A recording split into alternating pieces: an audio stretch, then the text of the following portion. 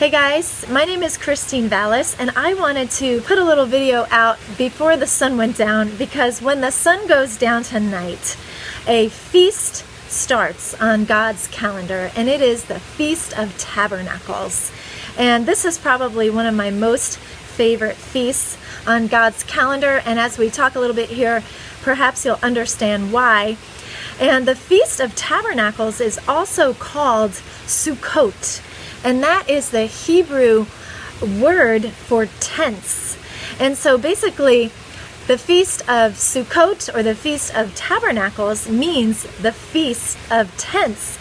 And as you look in Scripture, actually this feast is found in Leviticus 23 and Deuteronomy 16. And one of the instructions that God gave to the Israelites were that they were to set up a tent during this feast. And so that is one of the reasons why I like this feast so much, because I just love setting up a tent and hanging out in a tent. I don't know many people who don't, actually. So just a little bit about the Feast of Tabernacles, so you have some kind of idea of what it is and how you can enter in. Well, it is a 7-day feast, and as you read in the Old Testament there, this is when the Lord would call the men up to Jerusalem 3 times a year, and this was one of the feasts that they were required to go. But part of the other instructions that God gave them were that they were to come up to Jerusalem, right, after they have gathered in their harvest of the summer. After they've worked, after they've been working the fields, He was calling them up to Jerusalem. And it goes on to say that on the very first day of this feast, that day is to be a day of rest. And so I just love that about the Lord, because He always wants us to start from a place of rest. And you know, this is a great example of it. So here in this great Feast of Tabernacles, He says the first day, rest. And I love that. And you know, even the biblical day starts at night. Like tonight, when the sun goes down, the day actually begins. And what do we do at night? We go to bed, right? So I think that's a beautiful picture of how the Lord always wants us to start, whether it be our average day or this Feast of Tabernacles. He wants us to always start from a place of rest. So as you read on in the Scripture, it talks about beginning celebrating with a time of rest after all of their labors, and then to rejoice in their tents.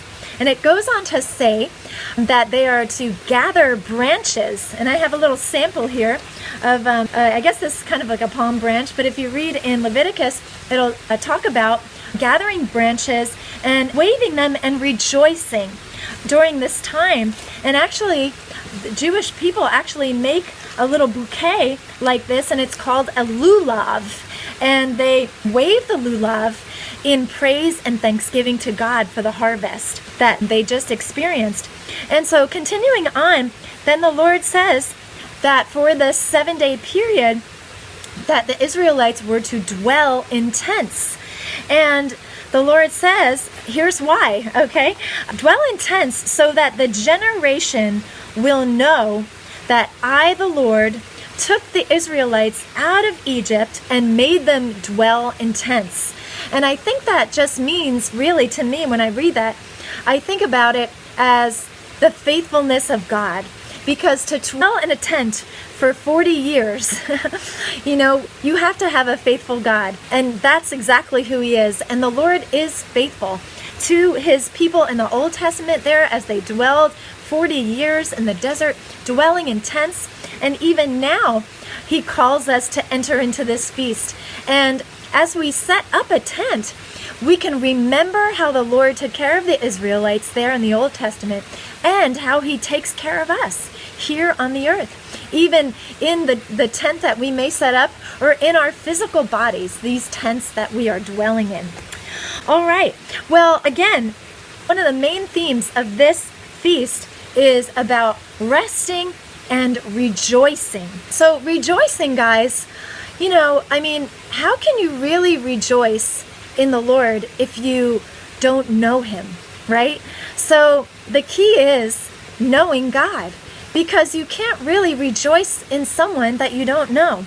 And so I think moving through this month of Tishri, that's really what it's been all about. For those who, haven't had a relationship with God through Jesus, it was an awakening to get into relationship, to repent of our sins, and then rejoice, And for those of us who have a relationship with the Lord, to be awakened to that relationship and not forsake our first love. And so I believe that even during this time of Tabernacles, when we're setting up our tent and we're dwelling on the faithfulness of God and rejoicing in our harvest we've had and the harvest to come, I think one of the things that the Lord is calling us to do, because I think a lot of people ask me, what do I do on this feast or that feast?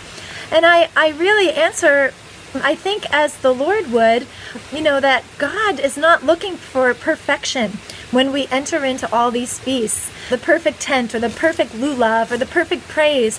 He's just really looking for that time of intimacy with us, because that's what it's all about. And so I encourage you guys, and I encourage myself, even as we begin entering into this Feast of Tabernacles, no matter what your tent looks like, whether it be a beautiful sukkah outside or just a blanket over your head, I believe that the Lord would have it that we just receive His love afresh. Because when we know that we are loved by God, we can trust Him and we can rejoice in Him. Without that, guys, I think we're just going through the motions and just imitating what other people do, God wants us to have a real relationship with Him, and He delights in revealing Himself to us. And the perfect representation of God is Jesus Himself, and it talks about that in the Bible, that Jesus is the perfect carbon copy of God Himself. So if we want to know who God is, all we have to do is look to Jesus and look to His Word, and we will know who He is. And when we discover that, we will rejoice, because His perfect love will cast out fear. So I just want to encourage you guys, as you enter into the Feast of Tabernacles, just to enter into His rest, enter into His joy, enter into His love. And out of a heart that is loved, we want to give back to God, not because we have to, but just out of a grateful heart. Because part of this feast, at the end of the scripture, it talks about giving an offering. And it even says, even in the Old Testament, that it's a free will offering. And so it's not something that you must do, like even in the Old Testament, right? But I think about in the New Testament, how God says that He loves a joyful giver, right?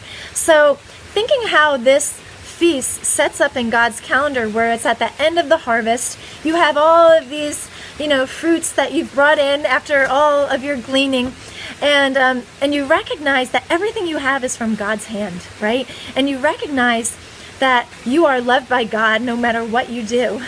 He loves you unconditionally.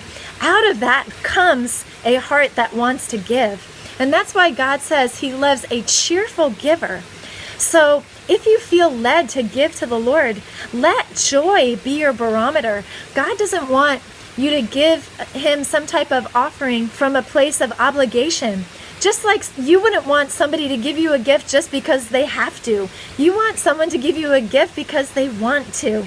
And so the best gift that you can give the Lord is your heart. It really is. And if you wanted to give Him any other thing, money or time or anything, that's just bonus. But He really wants our hearts. So I believe that's what the heart of this Feast of Tabernacles is, at least for me it is. And so I just wanted to share that with you guys and encourage you to enter into this beautiful feast of rest and joy. And that is exactly who Jesus is. He is our rest and He is our joy. So happy Feast of Tabernacles.